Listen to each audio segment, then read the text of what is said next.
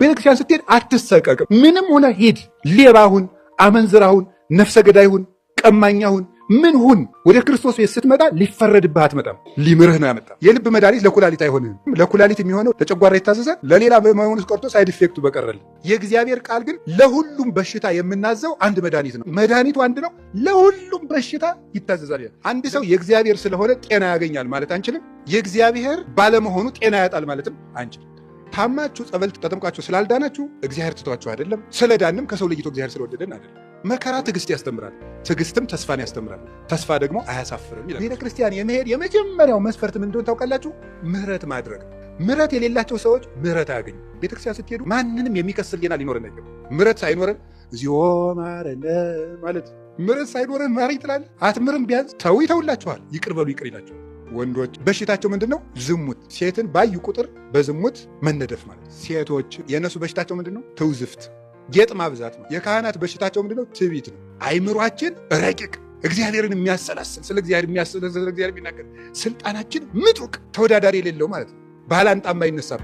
እኛ ያሰርነውን መንግስት አይፈታው ይላል። እንዲህ ያሉ ይታበያሉ። የመነኮሳት በሽታቸው ደግሞ ምንድነው? ስስት ነው። 10 ሰሃን እንጀራ እያለ የንስሐ ልጆች እዚያው ይሻግታታል፣ ለሰው አይሰጠውም ማለት ነው። መነኩሴ ዝም ብሎ ያየውን ዕቃ ሁሉ ስጡኝ ማለት ነው። የሽማግሌዎች ወይም የአረጋውያን በሽታቸው ምንድን ነው? ገንዘብ መውደድ። ሳረጅ ማን ይጦረኛል ስለሚሉ ሽማግሌ በቃ ከትራሱ ስር የሆነች ብር አለች። ላንጥፍልሽ ሲባል ቆይ ወደ ላይ እንዳትሄድ ይሄን እኔ ያነጥፈዋለሁ ነው የሚለው ማለት ነው። ይሄ አምስቱ ምናችን ነው? በሽታችን ነው። ሁሉም አይነት በሽታ ከቤተ ክርስቲያን በታች ነው። ቤተ ክርስቲያንን የሚያሸንፋት ኃጢአት የለም።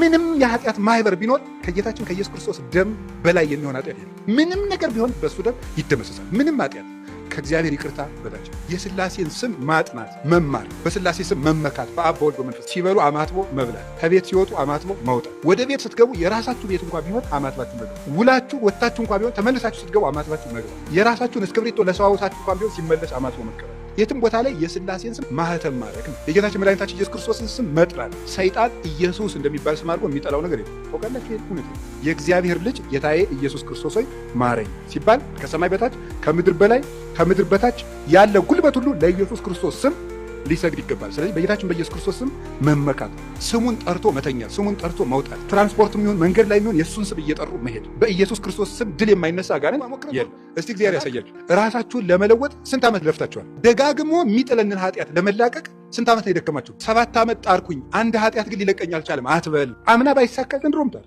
ዘንድሮም ባይሳካ ቀድሞም ጣር። 38 ዓመትም 40 ዓመትም 50 ዓመትም ሊያደክም ይችላል። ህይወትን ሙሉ ለህይወት ይጣርለታል። ደግሞ ጌታችን ኢየሱስ ክርስቶስ እንራመድ እንጂ ከቤተ ክርስቲያን ብቻ እንውጣ እንጂ አንድ ቀን ይመጣና ልጄ ተነስ ማለቱ አይቀርም። እድገት ነው ክርስትና፣ እድገት ነው እንጂ አንድ ጊዜ የተወሰነ ወይም እድል አይደለም። እንደ እድል ተሰጥቶ አንድ ያለቀ ነገር አይደለም። ድኛለሁ አይደል ብለህ የምትኖረው አይደል። ሁልጊዜ መዳንህን ከክርስቶስ ጋር ይዘህ የምትቀጥለው ስትወድቅበት የኖርከው ስጋ ወደ ስህተት ሲጥልህ፣ ወደ ዝሙት ሲጥልህ፣ ወደ ሌብነት ሲጥልህ፣ ወደ ውሸት ሲጥልህ፣ ወደ እንቅልፋምነት ሲጥልህ፣ ወደ ሆዳምነት፣ ወደ ዘረኝነት፣ ወደ ስድብ ሲጥልህ የነበረውን ስጋ ተሸከመው አሁን ግዛውና ወደ ገነት ይዘህ ሂድ።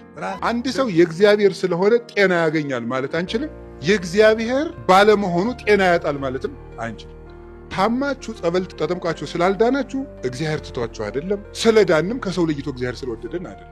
መከራ ትዕግስት ያስተምራል፣ ትዕግስትም ተስፋን ያስተምራል፣ ተስፋ ደግሞ አያሳፍርም ይላል። ቤተ ክርስቲያን የመሄድ የመጀመሪያው መስፈርት ምን እንደሆነ ታውቃላችሁ? ምህረት ማድረግ። ምህረት የሌላቸው ሰዎች ምህረት አያገኙ። ቤተ ክርስቲያን ስትሄዱ ማንንም የሚከስል ሌና ሊኖረን አይገባም። ምህረት ሳይኖረን እዚሁ ማረነ ማለት ምሕረት ሳይኖረን ማረኝ ትላለህ። አትምርም። ቢያንስ ተው ይተውላችኋል፣ ይቅር በሉ ይቅር ይላቸዋል። ወንዶች በሽታቸው ምንድን ነው?